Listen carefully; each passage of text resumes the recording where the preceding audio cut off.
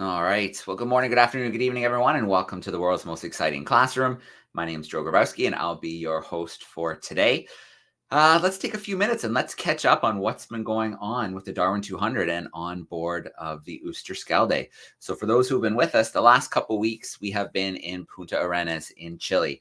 And so we've had a couple live events from there. We've had an amazing group of Darwin leaders who split their time between Punta Arenas and then another group in Puerto Williams. And they've been working on some absolutely amazing and incredible projects. So I'm going to take a moment here and I'm going to share my screen so we can get a feel for where we are in the world. If you've been with us the last couple of weeks, you can see that we have not moved much. We are from the Falklands. We made our way down here. There we go. Through this Beagle Channel and to Punta Arenas. So we'll zoom in here where the Skalde is in port, but that is going to change very soon. Within the next few days, the Skalde will weigh anchor and we will begin making our way through these fjords. If I back up just a little bit, you can see we're going to make our way through these beautiful fjords of Chile. We're going to spend well over a week doing that as we make our way towards Conception. And so we're going to have some live events, hopefully right here, right in the midst of these fjords. It should be absolutely beautiful and amazing. I'm going to stop this screen share and I'm going to share a few photos here just for a moment to catch you up on what our Darwin leaders have been up to. I have a few photos here from the field. So there we go. This should come up now. Beautiful. So here's a nice picture of our three-masted schooner, the historic Skalde. You can see here that it is making its way to the port of Punta Arenas. You can see a beautiful sunset there in the background, just arriving at the perfect time. If we scroll through a few images, you can see some of our Darwin leaders and some of the conservationists they were out in the field with. So it's not all fun and games in the field. It begins with some planning, some activity, deciding what they want to capture on film, where they're going to be, who they want to interview so that they can make sure they get everything they need for the 3 films that they will be producing. And of course, they get out in the field. And then it's a matter of observation, of interviews, of filming. And they've just been able to see some absolutely beautiful things, ranging from those beautiful Peale's dolphins we saw not too long ago to shorebirds, and even doing some work with the indigenous peoples in this part of the world in Punta Arenas.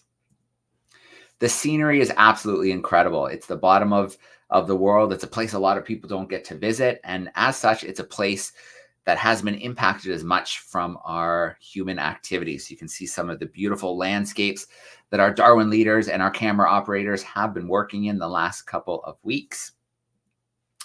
Towering cliffs and mountains and fjords and waterfalls and glaciers as well.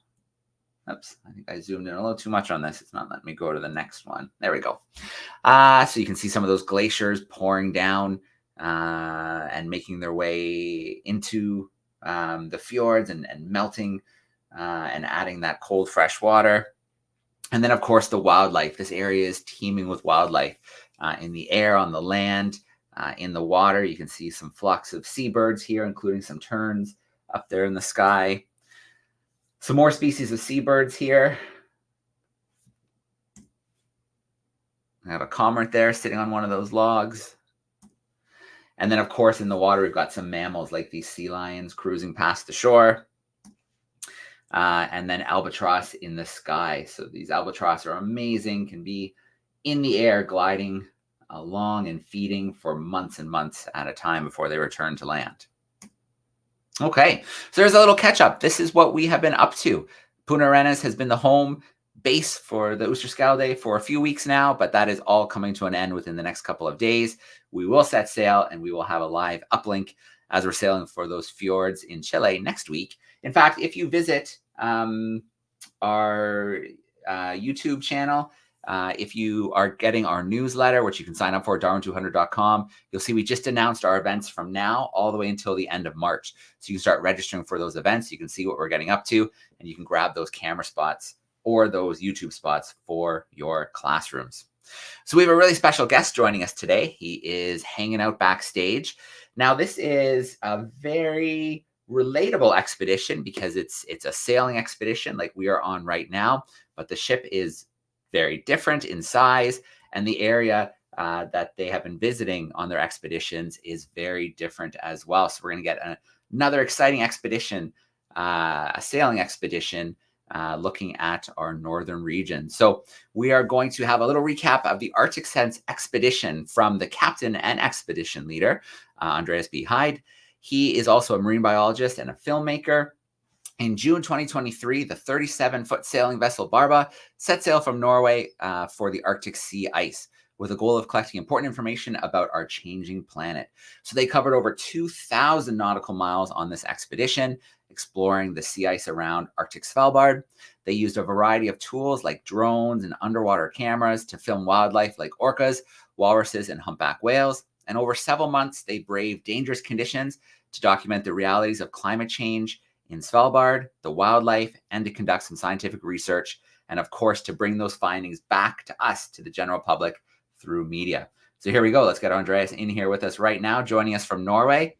Hey, Andreas, how are you? Hi, Joe. I'm good, thanks. In the office and looking at the Darwin project with great admiration. And then as for me today, I have the honor of showing you what we do up north. And I'll start with a 5-minute video showing what we did last year, and then introduce myself, the crew and the boat, and some highlights of the field work. So I'll start just now with this 5-minute video. All right.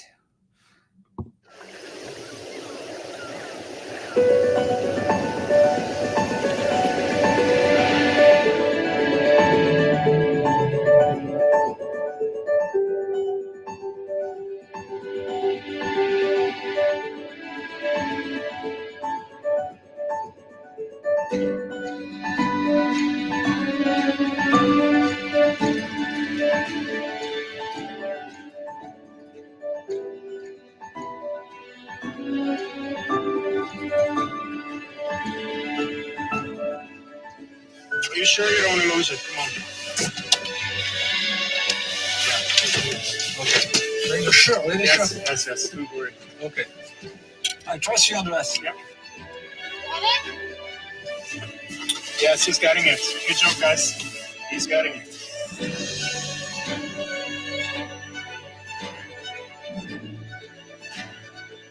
What are you looking at? I'm looking at a map of the polar bear concentration, and it looks a lot like where we are. Yeah, I don't know if that's a bad thing or a good thing. I think.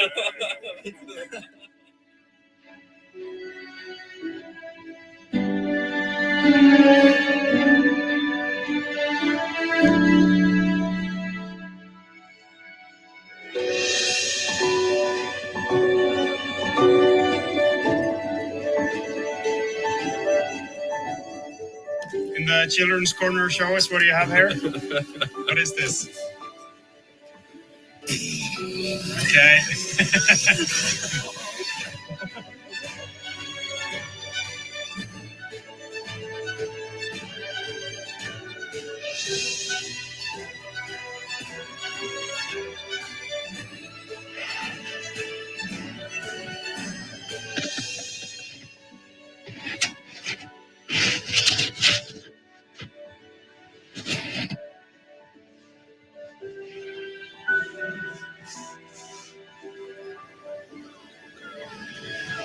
Yeah, I'm gonna push that other one. Yeah, I'll push it with the bow.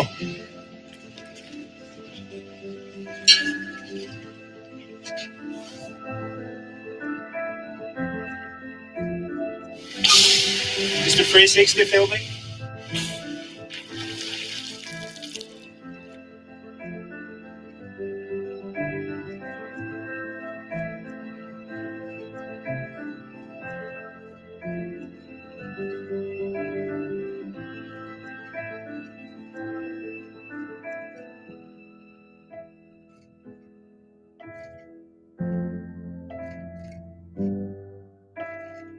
You think of those polar bear pictures and the orcas? Pretty cool. All right, let's get a couple questions. What you've seen today, you can just go tell them about it, and they might get interested. They might learn a lot more. They might contribute into the field more significantly. Yeah, so that was a little sneak peek into the expedition we did last year, sailing up to the pack ice of Svalbard. As for myself, Andreas B. Heide, I'm from Norway, expedition sailor, a marine biologist, and also a diver. Additionally, I spend quite some time in the office planning for new boats and new expeditions. Part of my work part of the Barba project's work revolves around the big animals of the north, including orcas, which is one of my favorites. So we spent 4 winters documenting orcas in northern Norway, and we're going back this coming season. Furthermore, Joe mentioned that we're on a similar project with a smaller boat, and I think that's fair to say. This is the boat we have, a 37-foot, 12-meter sailing vessel called the Barba, after the dog I had as a child, named for its loyalty and its ability to be satisfied with the simple things in life. And of course, as on Darwin, the boat is important, but what makes the trip and the expedition is the crew. That was the crew. And here is an example of some of the crew members. We choose to have a diversified crew. This is, for instance, Alex Maloney at the helm. She's a silver medalist in sailing from Rio. And then we have Marta Trodal. She's an oceanographer. Additionally, on the boat, you can see we have a Starlink antenna. I think you have one on your vessel as well. Also, we have a wind generator to generate electricity. And with this small boat, we're able to be out for 3 to 4 weeks at a time.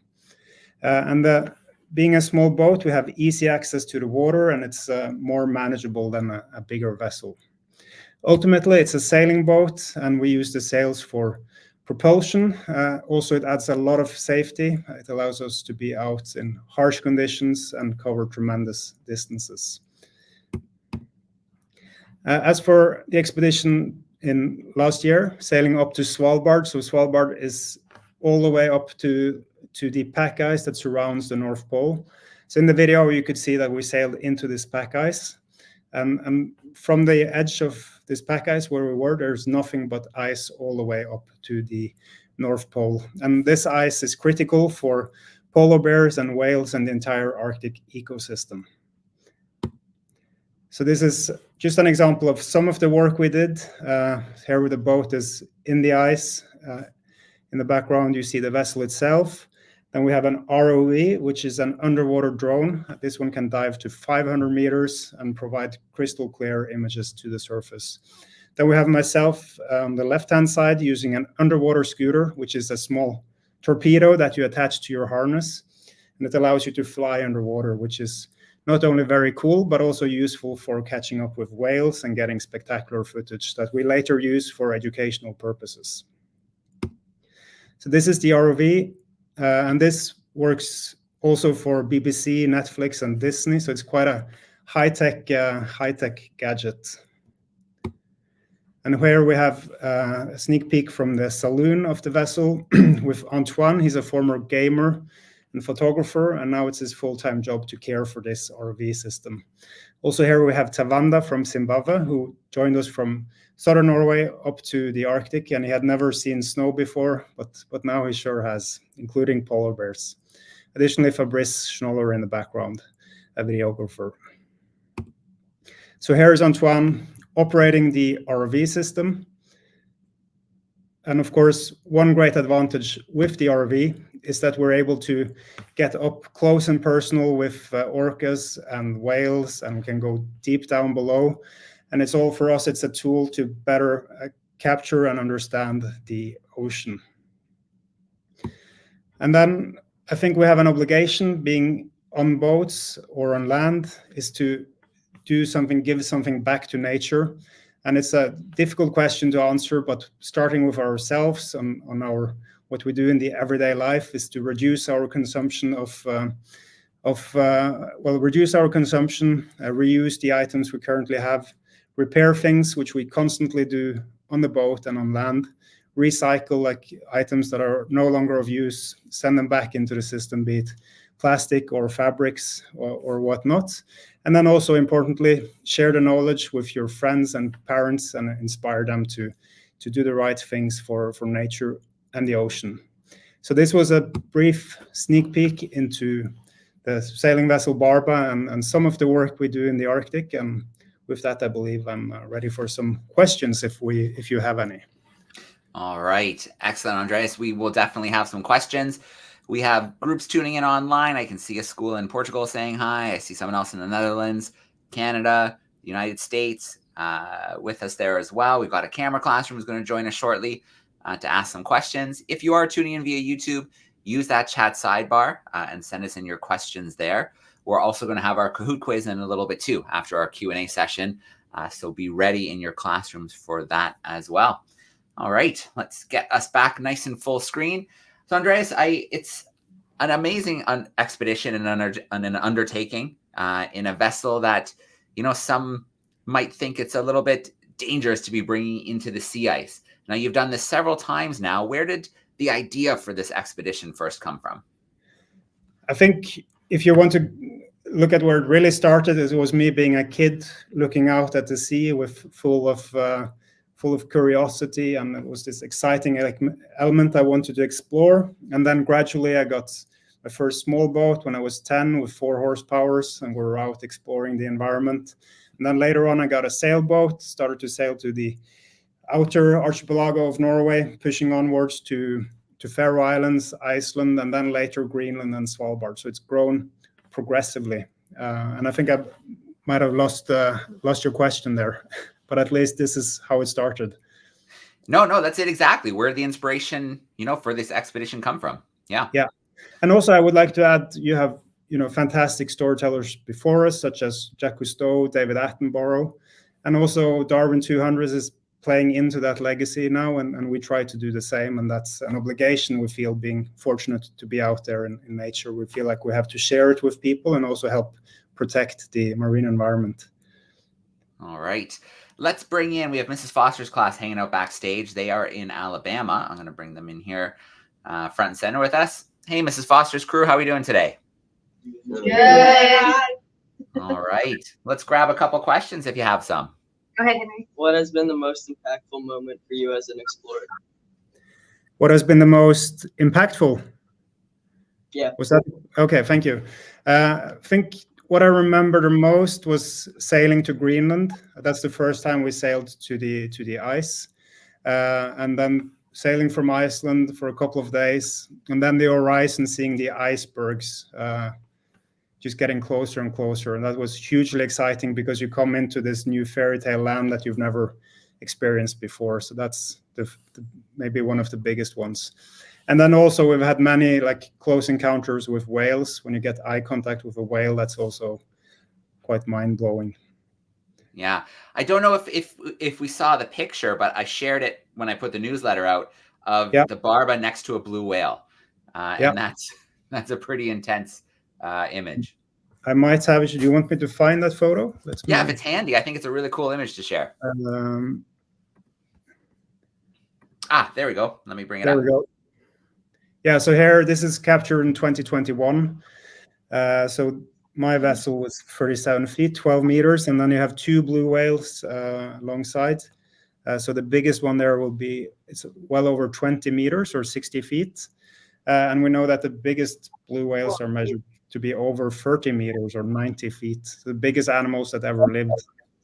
And what's especially powerful with this photo is that the blue whales were hunted close to extinction, but we're now seeing that they're starting to recover their old hunting grounds, which is amazing. This could have been lost, but it's still here with us. All right. Okay. Ms. Foster's crew, do you have another question for us? We do. Brenton? What are you interested in studying next? The next expedition is to go up to the orcas and humpback whales in the winter, which we've done 4 times before. But now we want to bring an ROV with us so we can study the whales in different ways that haven't been done before. So with this ROV, we can dive down into the depth to 100 meters where the herring is, the food source of these whales.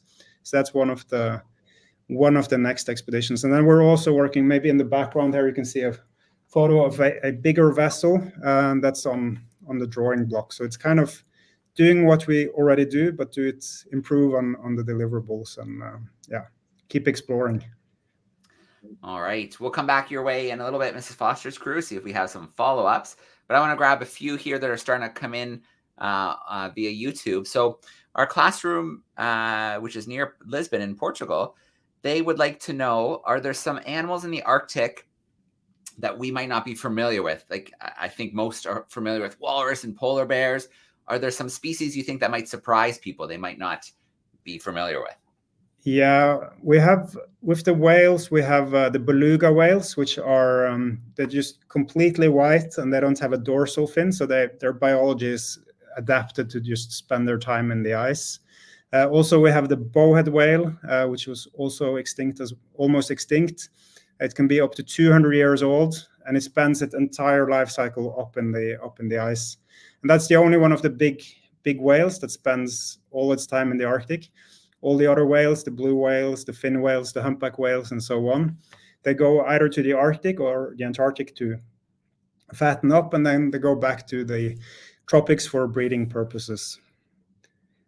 So yeah, and then finally the narwhal, which has the males have a very long tusk that comes out, and I haven't seen those yet, so that's a good excuse for me to go back. All right, fair enough. I have a feeling that you don't really need an excuse. I think you love being up there in the sailboat, but that is a good reason to head back and see some of those narwhals. And what might surprise students is that tusk is actually a tooth, which I think students would find really surprising. Very different than what you might find on something like an elephant or a rhino. All right, okay, Svalbard. Do you offhand, this class would like to know kind of maybe an average amount of snow that they have, or maybe sea ice coverage? Well, as for snow, I don't have any numbers for you, but it's ironically, parts of Svalbard is classified as a desert, so you don't have that much precipitation and snow. But what you do have a lot of, it's cold temperatures, well below freezing, which allows for the formation of sea ice in the winter. And it varies a bit from year to year, but at times all of the archipelago is covered by sea ice and inaccessible. But what we're seeing for the last couple of decades is that the pack ice is withdrawing, so we have less and less ice up there due to global warming, which is, of course, is a concern long-term for the Arctic ecosystem, because all the animals up there rely on the ice for hunting and for feeding. And additionally, the sea ice, what it does, it acts as a gigantic mirror reflecting sunlight back into space. So when you remove this mirror, you further accelerate the warming of the oceans, which will disturb the balance of the fragile ecosystem up there. Yeah. Another class here is wondering, with the ROV, did you see the animals at the base of the Arctic food chain? Did you see plankton or things like that under the ice?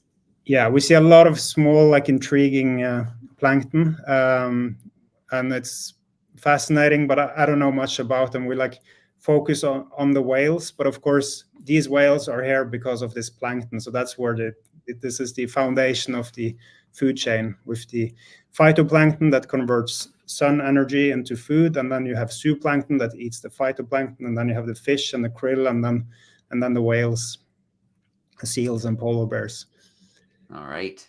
Yeah, so that sea ice, I mean, for so many reasons, the plankton under the sea ice forms the foundation of the Arctic food chain, the reflection of the sunlight, which can help with the cooling of our planet. So it really is a big issue that we're seeing it disappear the way that we are. And you've been there on numerous occasions. Have you seen a change in the amount of sea ice? No, you don't. So the problem with global warming, it's kind of a bit slow, so you don't really see it from day to day. But looking into the old literature, we spend quite a lot of time reading books from ancient times, 100 years back, to better understand how to operate up there. So when you see in the literature, it's evident that there is less and less ice, and also based on satellite imagery from NASA and so on, like long-term assessments, you can see that the ice is definitely withdrawing, and we're able to sail further north now than what would have been possible 20 or 30 years ago. Yeah, it makes me nervous when scientists talk about the seriousness of the issue, but sometimes others talk about how new routes could be opened to sail places quicker, or new resources could be exposed. But that's not a great thing for the health of our planet. No, absolutely not. So it's always about finding the balance, and then also, like, as individuals, we just have to do the best we can, and starting with ourselves and reducing and changing our consumption. All right. Well, we are almost at not with hope. That's also important. Exactly. There are so many good news stories out there, people working hard, looking for solutions, that we can't lose sight of that there's a lot of people who have dedicated their lives to these issues and challenges and such. Okay, we are almost out of time. I'll check in with our crew in Alabama, see if they have another question or two, and then we're gonna jump to another segment in today's World's Most Exciting Classroom. I wanted to ask, whenever you go to countries like Svalbard, how do you study animals in the winter? Because I know that it's complete darkness.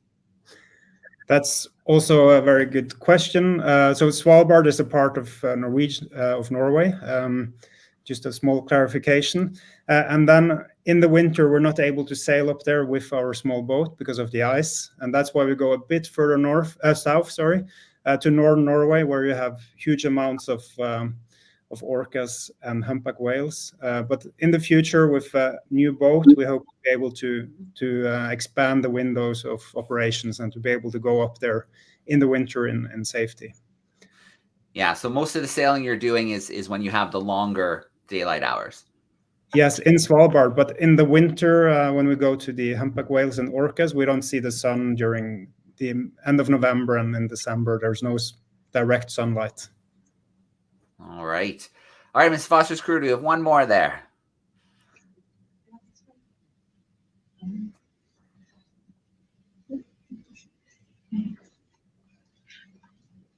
Thank you. Thank you. All right. Very cool. I'm going to tuck you guys backstage. Andreas, it is always so good to steal a little bit of your time. We're excited as you prepare for future expeditions, maybe a new sailing platform as well. I think one time I'm going to have to get out there so that we can do some live stuff from the ship. I think that would be a lot of fun to do some of that. This coming winter, I look forward to seeing you on board, Joe. So excellent. Pack your warm clothes. All right, I'm going to take you up on that. Free diving with the orcas. I can't think of anything better. So, yeah. All right. We'll have a great rest of the day, Andreas, and thank you so much for spending a little time with us. Fantastic. Thank you, everyone, and keep up the great work that you're doing, and stay good in school. All right. I'll talk to you later. Okay. Bye-bye. Okay, let's swing into action. Let's get this Kahoot quiz going. As always, there will be a prize for the top classroom. Little things to think about the Kahoot quiz. 5 questions today, some true and false, and some multiple choice. So I am going to get it started on my end, and I'm going to share my screen, and then we will get in on that action. Okay, here we go. Just going to move it to my second monitor so that I can still see what's going on here. And we are going to share this. So we got 19. And our pin number for today is 401435. So 401435. You could, if you have one-to-one technology, join at your seat. So use something like a tablet or a Chromebook. If you don't have that, that's no big deal. Your teacher can pull it up to the front of the classroom, and you can shout out your answers to him or her. If you are at home, I know we always have groups joining from home. Use your phone or use your tablet to scan the QR code, and it's going to bring you right in. So I see we've got some classrooms joining us. I see we've also got some individual students. We will give it a few moments to get everybody in place. As I mentioned, 5 questions, true and false, multiple choice. The quicker you put the answer in, and if that answer is correct, you're going to get more points. Doesn't matter how fast you put in a wrong answer. It is a big 0 on that question for you. You have a little bit longer for the multiple choice questions, about 30 seconds and 20 seconds for the true and false. We've got the epic wallaby, the bold wildcat, the space kitten, We're getting all kinds of interesting computer-generated animal names here, like the golden badger. After we conclude our Kahoot today, we have to take a look at our experiment from 2 weeks ago, the leaf compass experiment. Then we have a brand new experiment, which I'm going to do live here. I've got my second camera set up, some space cleared on my desk, and we will do that experiment live together. So hopefully everything goes smoothly doing it live. And then we have, if there's time, I think there will be today, we will check out a Darwin Leader video from Porta Madryn in Argentina. It's a very cool video looking at the pumas in Argentina, and that's the project that she was able to work on. And then we'll wrap up with our curiosity of the week. We have a new curiosity, and then I'm going to do a live curiosity here from my office. So that is the plan for the rest of the world's most exciting classroom. I still see some students joining, so I'm going to give it another couple seconds here, and then we're going to take things live. If you do have any questions about the vessel, the Oosterskalde, any questions about what we're up to in Punta Arenas, you can pop those into this chat sidebar at any time, and I can probably answer most of those questions for you. And then, as you know, we have just announced in our latest newsletter the world's most exciting classroom events all the way until the end of March. We've got the Plymouth National Aquarium joining us for some series of events, the National Marine Aquarium in Plymouth. We'll visit Sand Cobb in South Africa, the South African Penguin Rehabilitation Center, and we'll see some of the work that they're doing there. We'll also visit the Toucan Rescue Ranch in Costa Rica and meet some of the toucans that they're rehabilitating to release back into the wild. We'll have some Darwin leaders join us live to share their new videos that they've completed from places like Porta Madryn, the Falklands, Rio de Janeiro. And then, of course, we'll have our brand new experiments and curiosities of the week. So we have a lot coming between now and the end of March. Things have slowed down here, so let us get going. Let's get live. Let's play some Kahoot. Here we go, counting in here.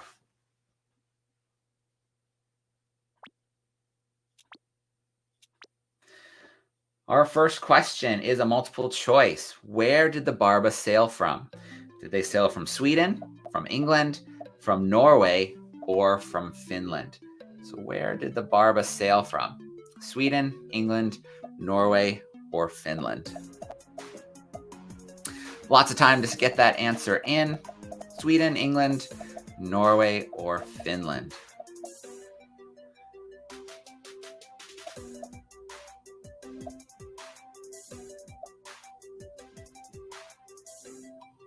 All right. Good job, crew. Most went with Norway. That's absolutely true. So from Stavanger in Norway all the way up to Arctic Svalbard, which sometimes people think it's a different country, but it actually is still part of Norway. It is quite a sail to get there, and then it is quite a different place up there in the Arctic Circle. Okay, let's go to our next question. Our leaderboard is telling us the Radiant Rhino is in first place, and we are off to a true and false question. The Arctic Sense expedition covered 1,000 miles. So is that true or false that the Arctic expedition from Norway to Arctic Svalbard and back covered 1,000 miles? True or false? Got about 5 seconds to get your true or false answer locked in there. Ooh, we got some with that one. So it is false. The total amount was about 2,000 miles covered on the Arctic Sense expedition. So 1,000 miles is big, but 2,000 miles was double that. So it probably took them roughly 1,000 miles to get there. They spent time around and moving through the sea ice. And of course, they had their return journey back to mainland Norway. That puts the amazing stork onto that top spot. We will go on to a multiple choice. What does ROV stand for? Is it robot operated vehicle? Is it remotely operated vehicle? Is it random operated vehicle? Or is it researcher operated vessel? So what does ROV stand for? This is a bit of a tricky one. All of these sound pretty good. Is it robot operated vehicle? Is it remotely operated vehicle? Is it random operated vehicle? Or is it a researcher operated vessel? What does ROV stand for? All right, we had a bit of a spread, but it is remotely operated vehicle is what ROV stands for. It is a robot, but it is controlled by the operator on the ship. So it's remotely operated by the person on the ship. There are things called AUVs, which are autonomous underwater vehicles, and those can be programmed and put into the water, and then they will go along a certain route. Sometimes they search in a grid pattern, sometimes they follow a straight line, maybe through a canyon or something, and then they can be retrieved later. But ROV is piloted by a human. We have one on board the Oosterschelde, and we have used it in a few places to get some really cool footage. The one that they are using is professional grade, used for Netflix shows, BBC documentaries. This ROV costs over $100,000. I would be so nervous using something underwater that costs that much money. The amazing stork is holding on. Let's go to our next question. A true or false? Sea ice is critical for the functioning of the Arctic ecosystem. Is that true or is that false? That sea ice is so important. It is critical for the functioning of the Arctic ecosystem. What do you think? True or false? Sea ice is critical for the Arctic ecosystem.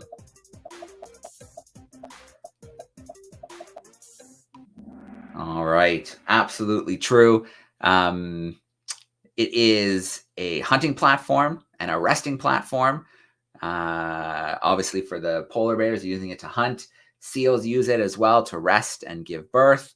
And then the small things we don't think about all the time, the Arctic plankton, the zooplankton, they live under the sea ice. So without that sea ice, we could lose part of the bottom of the food chain. Amazing stork doesn't want to let go of that spot. Our final question. Blue whales were never hunted to the point they became endangered. Is that true or is that false? Blue whales, the largest things to ever live on our planet, they were never hunted to the point they became endangered. True or false? We got a great view of the blue whales next to the Barba, bigger than the Barba, which is a 37-foot sailing vessel. So when blue whales can reach over 90 feet at their maximum length, they make the Barba look pretty small. So it is false. They were hunted near the point of extinction. Thankfully, with whaling being banned in most places around the world, they have recovered, like many other populations, like the humpback whales, which, again, were also hunted near the point of extinction, but their populations have slowly recovered since hunting was banned. Okay, let's take a look at our podium. In third place, we had the dazzled crane. In second place, we had the radiant rhino. And in first place today, we have the amazing stork. Did not let go after question 2. So there we go. If you are in that classroom, if that is your classroom, you need to send an email to ebtsoyp@gmail.com. I usually have a banner here for it, but it looks like it got, oh, there it is. ebtsoyp@gmail.com is where you want to visit, and send me that email to let me know it was your classroom that has won that Amazon gift card. So ebtsoyp@gmail.com. Okay, let's get into some experiment action now. I'm just going to turn the music off here from our Kahoot. And 2 weeks ago, we had an experiment. We did the leaf compass experiment 2 weeks ago. And so we're going to take a look at the results of that experiment before we take a look at a brand new experiment for today. So let's take a look at the results of our leaf compass experiment.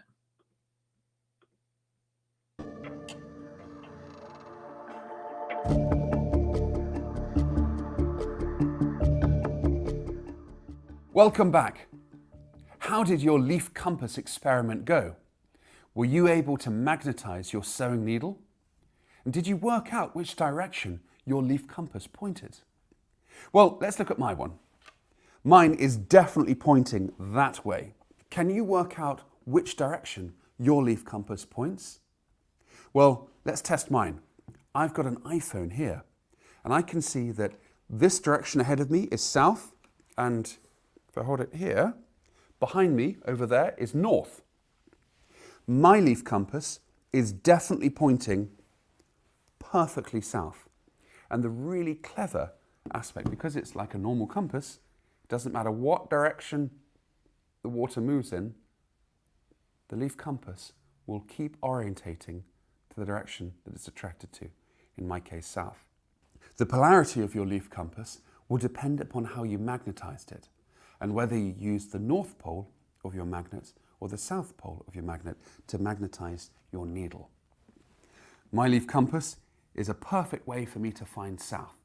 I hope you've enjoyed making your very own leaf compass. All right, very cool. So hopefully we'll see, that was Stuart McPherson, the expedition leader. Hopefully we will see him joining us again soon. He has been in the Falklands recently with the ship, of course, and then leading some other expeditions. So we haven't had him join us, but he will be rejoining the ship before it leaves Punta Arenas. So hopefully we can catch up with him and hear about what he was up to in the Falklands. Now, we do have a new experiment for today.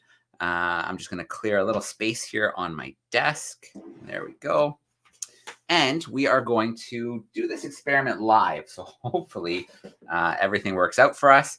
I have a second camera here that I'm going to turn on. And that's what we're going to use to see what is happening. And I'll make it full screen. There we go. And so let's try today's experiment. Today's experiment is definitely one where you're going to need, adult supervision from a guardian. So maybe your teacher will do it with you in the classroom. Maybe you will do it at home with your parents or an older brother or sister, whoever can help you out at home. So for today's experiment, we need a clear dish. You could use something like a shallow plate. You could use something bigger. I kind of have something in between. I've got this pie dish here that's nice and clear, and I filled it with water. Not too much water. Really, how much you put in is going to depend on what we add next. So what we're going to add to this is just a candle. So in my case, I've got a little tea light. You might have a bigger candle, something that stands a little bit taller, that you can use in your dish. So I'm going to add that in there. You just want to make sure the water is not so high that it is going to put your candle out after we light our candle. So we're going to put some food coloring into the water so that we can see our water a little bit easier. I think maybe I'll use green today. And we will add that in. A few drops. Let's get it nice and dark. There we go.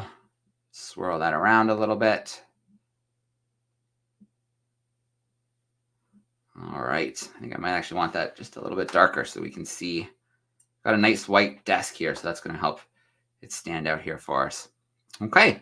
So now that that's mixed in a little bit, we get to the part where we may need a little bit of help if we're doing it in the classroom or we're doing it at home.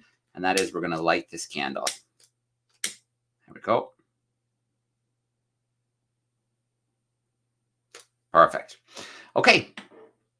So there we go. We have our candle. It is lit. Back up a little bit for focus. There we go. So let that burn for maybe 30 seconds or so. It doesn't have to be too long. And then what we're going to do is take a glass jar and we are going to cover the candle with the glass jar. So the glass jar goes in. And then I'm going to try and get down here a little bit and we're going to see what happens. So you should be able to see something happening. You see our candle went out. You see it started to float. And you can see that the water level has risen by at least an inch, maybe even an inch and a half inside of this jar. So there we go. It worked out nice for us live. Your task this week is to try this at home. Try this in the classroom. Again, a reminder that it does use something like a match or a barbecue lighter. So you do want to have someone help you out with that. And then try this out, take some pictures, and send us your results. You want to send those to classroom@darwin200.com. So classroom@darwin200.com. We will pick 3 entries, and they will win a gift card. And we'll announce that in 2 weeks' time. So we give classrooms 2 weeks to try the experiment, to send us some results, and then we'll pick those 3 classrooms. So there you go. That is our experiment. Bonus points this week if you can tell us why this happened. Why did the water level change inside the jar? If you can tell us why that happened, that will give you a leg up in our little experiment contest for this week. And then next week, we'll have a little video to highlight the experiment and why we had our particular set of results. So there we go, classroom@darwin200.com. Let's see here if I can switch back to my main camera. All right, and we'll go back full screen. Oh, it looks like my main camera is not happy that I did that switch, so I'm going to put on my side camera. I actually have 3 cameras I can choose from, which is kind of cool. So we'll put this side one on for now, and maybe we'll finish up the event using the side camera. So as I mentioned, we have time today that we can check out a Darwin Leaders video. So I love this video from Olivia. This is her first of 3 videos that she has to create for us. And she was looking at the puma. So the puma is known by many things around the world: mountain lions, cougars, of course, puma, like we just mentioned, Florida panther. So they do get different names for our puma, but in Argentina, they are called the puma. So let's take a look at her video and let's take a look at what she experienced where she was. So here we go. We should have a video coming up for us shortly, and then we'll wrap up with our curiosity of the week.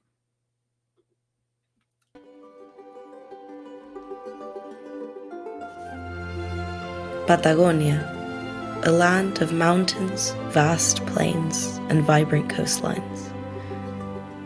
But this is also a place of devastating persecution of predator species, particularly one, the puma, an animal which is both respected and feared, and was almost wiped off the face of this land. My name is Olivia Navarrete Sur, and I am a DARWIN200 leader.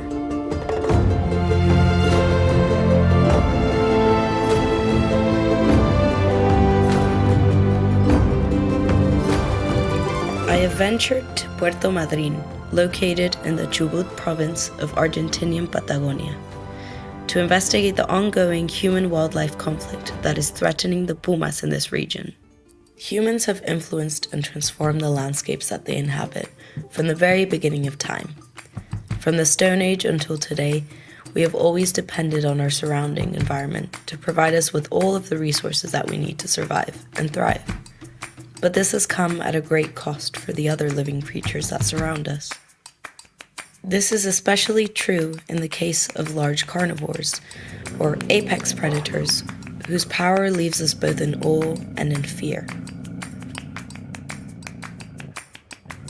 We often don't see the immense role that these creatures play in sustaining healthy ecosystems. Apex predators are those found at the very top of the food chain, and they control the number of herbivores that graze on the land. This means that vegetation can thrive and recover, giving the land a chance to regenerate. When we begin to lose our apex predators, herbivore populations are no longer controlled, leading to a huge population growth, which causes a great imbalance, as the land's resources are used up much faster than they can regenerate. And this can lead to land degradation, or in the worst cases, desertification, leaving the land barren and dry. This is exactly what has happened all over the Argentinian Patagonia due to the introduction of widespread sheep farming, which has devastated the land. The real change was with the sheep cattle farming. It's a process that started just at the end of 19th century with the colonization, which has very bad consequences on land and on the vegetables, because the way in which the sheep eats plants, and this has consequence to the original animals like guanaco or even puma. El puma es considerado uno de los principales depredadores de ganado en esta provincia, y eso genera un malestar, un problema para los productores ganaderos, ya que la producción ganadera es justamente una de las principales actividades económicas en nuestra provincia, y esto hizo que los productores demandaran a las autoridades en busca de unas soluciones. Por esto existe una ley en esta provincia que se llama Ley de Control de Especies Depredadoras de la Ganadería, que autoriza la caza del puma, que se considera problema. No solo permite la caza, sino que retribuye con un pago por cada animal capturado. Los medios de comunicación ayudan muchas veces a sostener este conflicto, llamando a este animal como problema, como plaga, como conflictivo, como peligroso, como dañino, utilizando términos descalificativos y negativos hacia el animal, con las consecuencias que esto puede traer para su conservación en el futuro.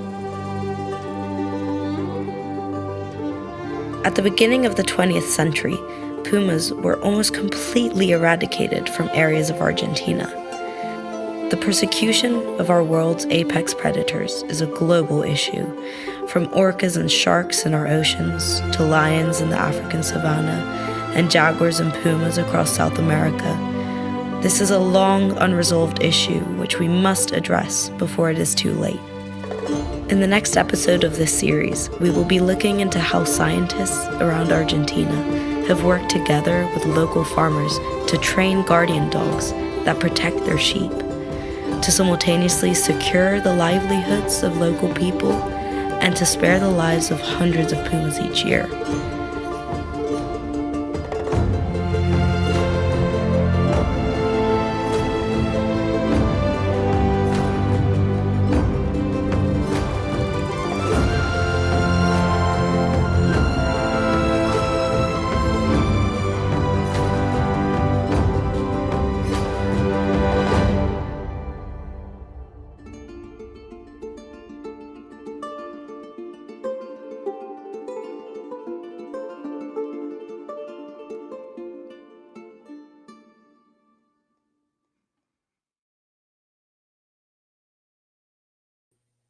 Okay, another beautiful video by one of our Darwin leaders, looking at apex predators, in particular the puma in Patagonia and Argentina. So Olivia has 3 videos that she delivers over the course of her time there. The second one focuses on what's being done, what's the conservation work that's happening right now on the ground. And the third one focuses on the future. What can we do to better protect these predators so that there's less human wildlife conflict and so that ecosystems can recover and be healthy the way that they're supposed to be.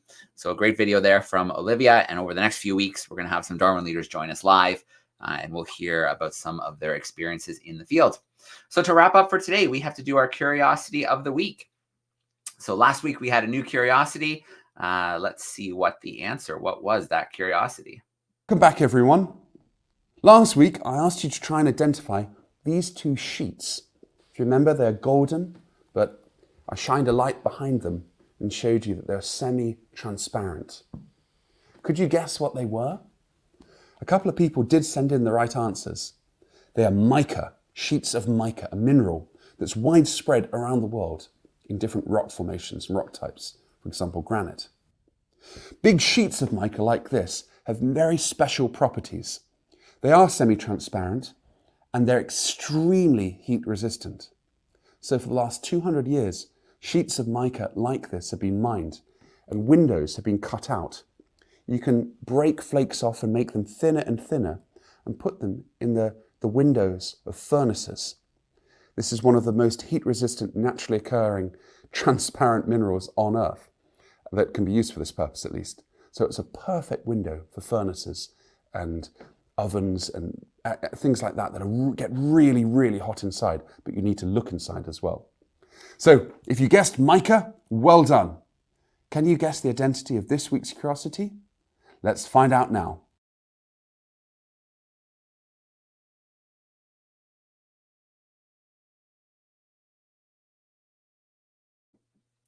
There we go. That should make things a little bit easier for the curiosity of the week, if you guys can hear me. So that was our last week's curiosity, was mica. So congrats to those who sent in the correct answer to classroom@darwin200.com. This week's is something that I have in my office. So I think this might be a bit of an easy one for this week, but that's okay. Along with sending what you think it is, I want you also to get a little bit deeper into detail. So what precisely is it? Don't just tell me kind of what it is generally, but can you get a little more specific, and you'll understand what I mean when I show you what this week's curiosity is. So I have it here. This week's curiosity is in this block here. And if I get nice and close to the camera, you can see what it is. So can you tell us what it is in general? And then more specifically, what is it of? What are we seeing here in this block? So this is our curiosity for the week. As always with the curiosity, we have 1 week to get your answers submitted to Classroom at DARWIN200.com, Classroom at DARWIN200.com. And if we get some good answers, we will give a shout out to some students live in our next World's Most Exciting Classroom. So there we go. That's how we're going to leave things for this week. A great event hanging out with Andreas and learning about the Arctic Sense expedition. Olivia had an absolutely beautiful video from Patagonia in Argentina. And then we had our experiments and our curiosities. If you are going to join us and share, you want to share to classroom at darwin200.com. 2 weeks to try the experiment and a bonus if you can tell us what happened, why the water level changed like that. And then you have 1 week to send us an answer for the curiosity of the week. So a huge shout out to our classrooms who joined us today behind the scenes, as well as joining us live via YouTube. A shout out to the classrooms tuning in later today via the recording. We always end our events the same way, by thanking our sponsors, by thanking our partners, without whom we couldn't be doing the world's most exciting classroom. We couldn't be taking the Oosterschelde all over the world, training young Darwin leaders, and then bringing all of the amazing content to our classrooms. So here we go. We will wrap up today with a shout out to our sponsors and partners.